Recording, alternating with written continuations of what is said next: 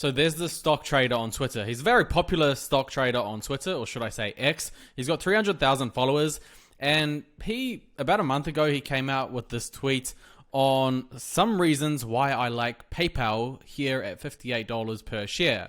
So just a little bit of a disclaimer. Right now, PayPal is selling for $64, but it's essentially around the same price. $58, $64, it's pretty much the same. So let's get into some of the reasons why he likes it.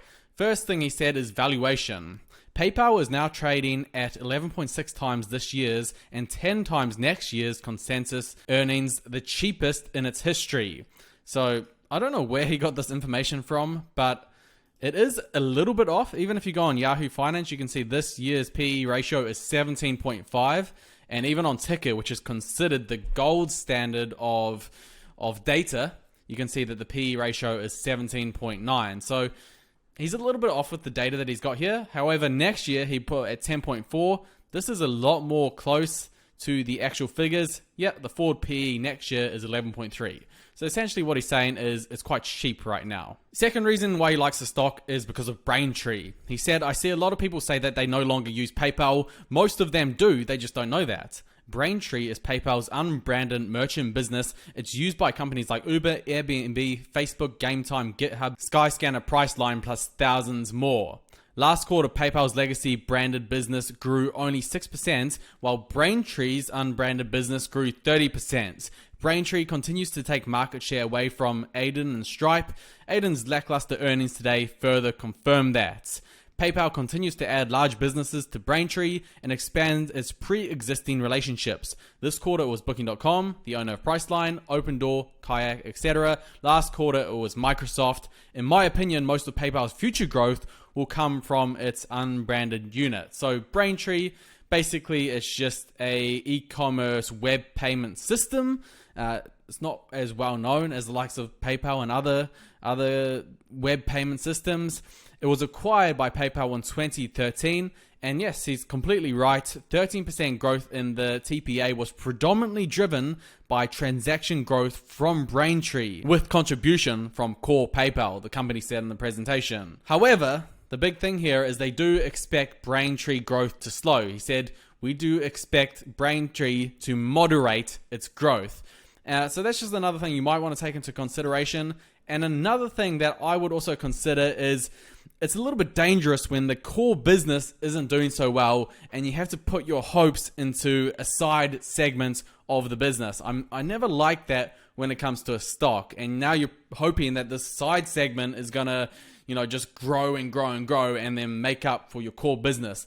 And it's also another bit of a weird thing when they're kind of competing against each other. The side business, Braintree and PayPal, in competition with one another. They're both payment systems online. So let's say Braintree grows, well, they're also going to grow and eat into some of PayPal's market share. So there's a little bit of a weird thing going on there. Third reason he said was free cash flow. For some reason, I've seen hundreds of tweets about PayPal having negative free cash flow and how it's down 75%. That's not really true. Last quarter, it sold $43 billion of BNPL loans to KKR and had a $1.2 billion impact on the free cash flow.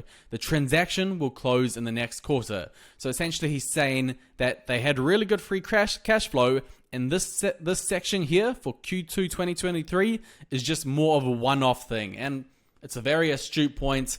A lot of investors can worry when they see that free cash flow going down.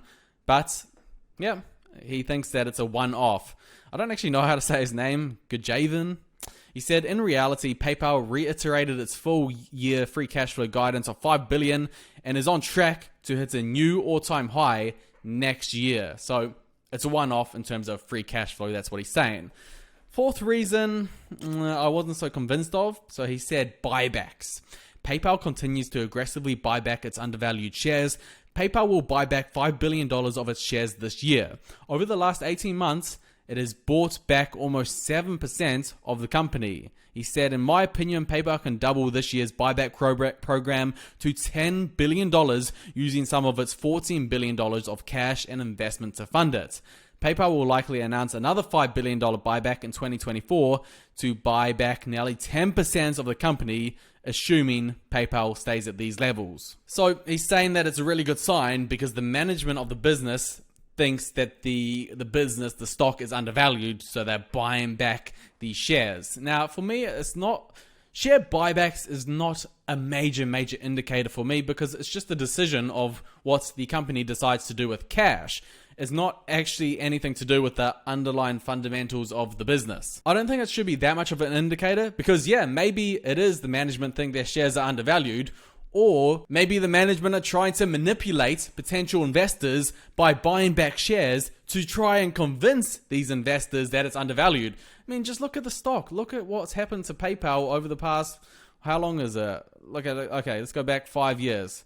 So, 2021, it was $300 a share. Now it's $64. So the management needs to try to do something to convince investors that this is not a terrible stock, that's a falling knife. So maybe that's one reason why they're buying back shares.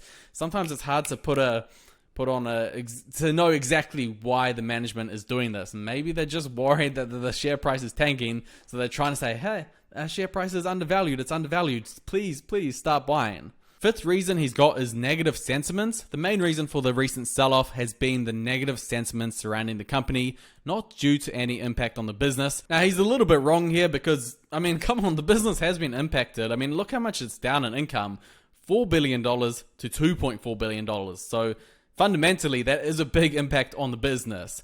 However, I know what he means. Anyway, since the start of the year, PayPal has raised its full year EPS guide, so that's guidance for next year, twice in the same time its shares are down over 20%. He said 2024 EPS estimates has held steady at around $5.60. In my opinion, it would be even higher due to PayPal's aggressive buybacks. Also, PayPal have got a new CEO. At the start of the year, PayPal announced its current CEO, Dan Schulman, will retire at the end of the year. There's a lot of speculation on who will be the next CEO. We got the answers this week. This week, PayPal announced ACCE will be the new CEO, Alex Chriss. Let's have a look at Alex Chriss. I have no idea who this guy is. GM of the Small Business and Self-Employed Group. Yeah, I mean, it's really hard to tell how good a potential new CEO is going to be. But this is what Goodshaven thinks. He said he currently runs Intuit's small business arm, which is responsible for more than half of its revenue. He also led Intuit's $12 billion acquisition of MailChimp in 2021. PayPal's future is in good hands. Seventh reason he likes the stock at $58 a share. The only other time I was harassed like this for buying a beaten down stock was when I doubled down on my Facebook shares at $98. Facebook shares are now up over 200%. So he's comparing this with Meta, with Facebook. When Meta struggled with their cash flow, they were spending all of this money on the metaverse.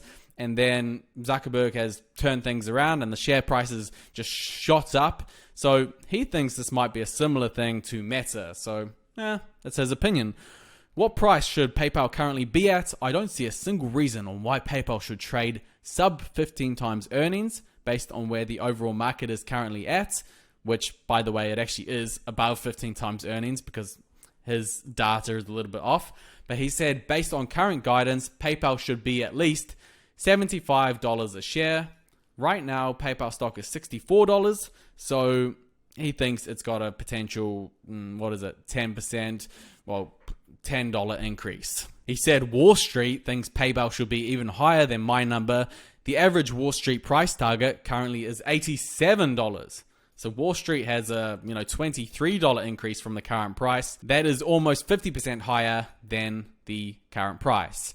He said, do not mix your personal sentiments about a company with the fundamentals of its business. When everyone is bearish on a name, it's usually the best time to buy, in my opinion. So that's his opinion.